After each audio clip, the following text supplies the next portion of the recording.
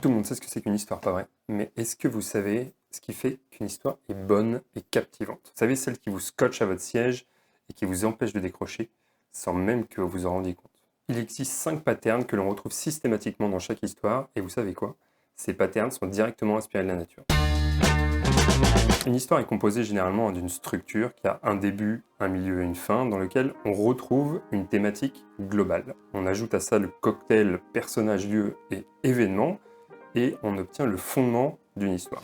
Mais ce qui se cache derrière chaque histoire mémorable, c'est le code dramatique que l'on retrouve dedans. Ce code, c'est un process qu'on trouve généralement enfoui subtilement derrière les actions qu'un personnage est prêt à faire pour obtenir une seule chose, un changement. Dans le code dramatique, le changement, il est alimenté par le désir. Et c'est ce désir d'obtenir quelque chose qui va faire que votre histoire va être captivante. Pour résumer rapidement, une bonne histoire suit ce qu'une personne désire, ce qu'elle est prête à faire pour obtenir ce désir, et qu'est-ce que ça va lui en coûter tout au long de sa quête. La raison pour laquelle ce concept de code dramatique fonctionne aussi bien en storytelling, ça vient du fait que l'être humain cherche constamment à devenir une meilleure version de lui-même, psychologiquement et moralement, et on adore ça. La question à se poser maintenant, c'est comment on fait pour raconter l'histoire avec cette quête du désir. On va devoir mettre bout à bout des séquences qui vont à terme créer notre histoire, et c'est là que la nature rentre en jeu. Il y a 5 patterns qui nous permettent de créer du mouvement pour construire notre histoire, et je vous propose de les voir ensemble à travers des exemples documentaires.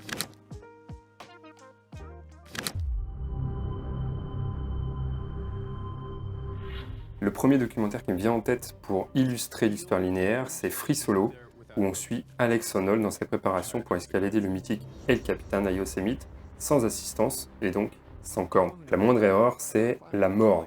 Préparez-vous à avoir les mains moites en regardant ce documentaire, parce qu'il est assez stressant. On retrouve derrière la caméra Jimmy Chin, photographe d'aventure et alpiniste que l'on ne présente plus. L'histoire linéaire, c'est la manière la plus classique de raconter une histoire avec un début, un milieu et une fin. Comme je vous l'ai expliqué au début de cette vidéo, on suit un seul personnage du début à la fin.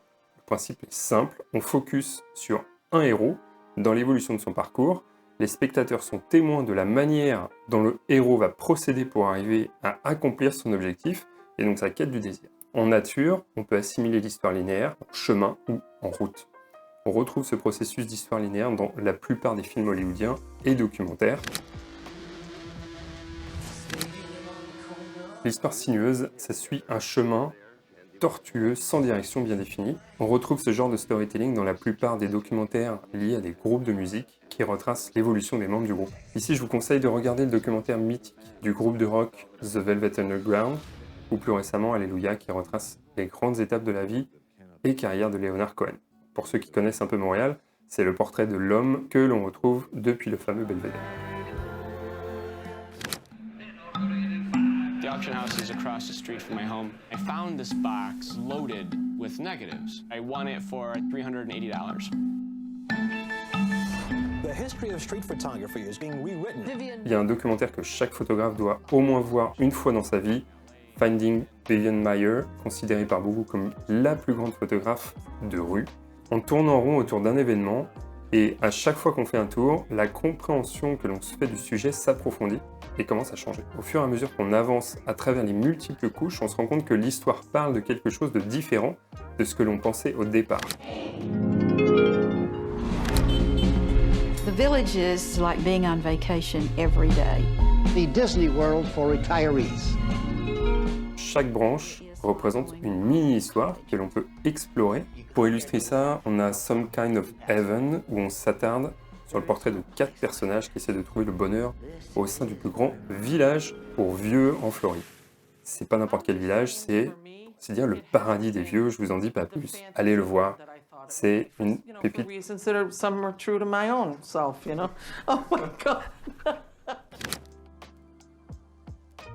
L'histoire explosive ou non linéaire, où on retrouve de multiples chemins connectés simultanément. Techniquement parlant, ce type d'histoire n'existe pas vraiment parce qu'il faudrait raconter tous les éléments en même temps, mais on ne peut pas donner l'apparence simultanée parce qu'on doit raconter une chose après une autre. En documentaire et en film, on utilisera donc la technique du cross-cut. Ça permet de montrer l'apparence que certaines actions se passent simultanément.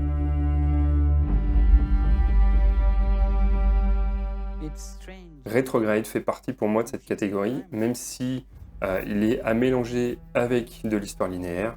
C'est pour moi l'un des documentaires les plus cinématographiques que j'ai eu l'occasion de voir. L'histoire parle des 9 derniers mois de présence de l'armée américaine sur le sol afghan. On suit à la fois certains personnages de l'armée américaine, mais surtout, on suit le plus jeune général de l'armée afghane qui va être en charge de maintenir l'ordre dans son pays après le départ des Américains. Si vous voulez aller plus loin, je vous conseille fortement le livre de John Truby qui explique justement les fondements du storytelling. C'est beaucoup plus cinématographique et basé sur le cinéma et sur les films en général, mais ça explique très bien la manière de construire une histoire dans le détail. Si vous voulez des détails un peu plus techniques, je vous mets une vidéo juste ici où je parle des différences entre le storytelling photo et vidéo et ce qui change dans la manière de construire une histoire. Si vous avez d'autres exemples de documentaires qui peuvent illustrer les histoires dont je vous ai parlé tout au long de la vidéo, laissez-les en commentaire. N'oubliez pas de vous abonner et de laisser un pouce bleu, ça permettra à la chaîne d'avoir plus de visibilité. Ça permettra également aux photographes de découvrir les contenus pour qu'ils puissent se lancer en vidéo. Et je vous dis à la semaine prochaine. Salut!